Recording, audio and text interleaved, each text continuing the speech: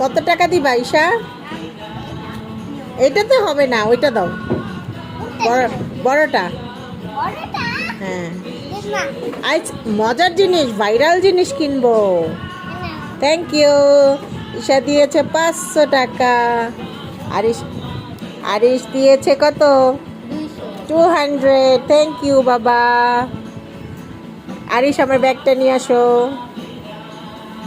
ঈশা যাবা তুমি আমার সাথে? ভাইরাল জিনিস কিনতে যাবো আমরা, ওকে? এই ব্যাগে তোমার টাকা থাকে?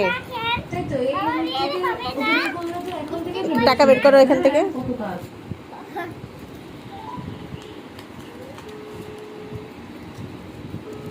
এই যে ভাইরাল জিনিস কেনার জন্য টাকা সংগ্রহ করা হচ্ছে। স্যার আপনি দেন টাকা, দেন। কেন আপনি যাবেন?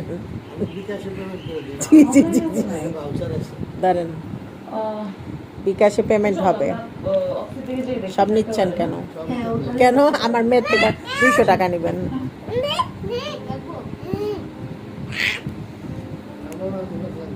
Thank you. টাকা নাই, ভাঙতি নাই, ভাঙতি নাই। এই ভাঙতি আছে আর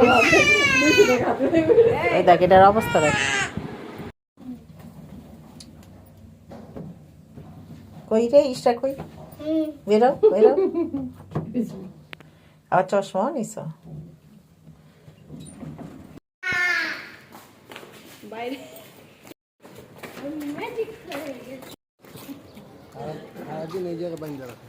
কারে?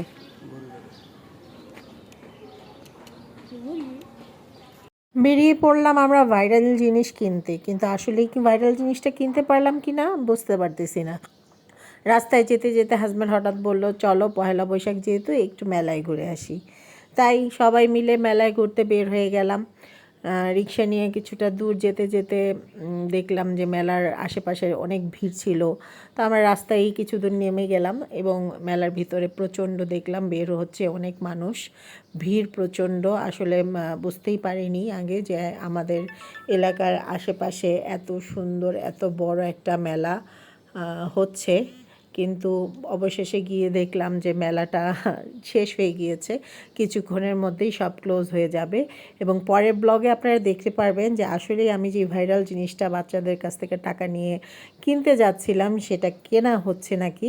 এটা পার্ট 1-এ থাকলো এবং পরবর্তী ব্লগে দেখতে পাবেন যে আমি আসলে যেই ভাইরাল জিনিসটা কেনার উদ্দেশ্যে বের হয়ে গিয়েছিলাম সেটা কিনতে পারলাম কি।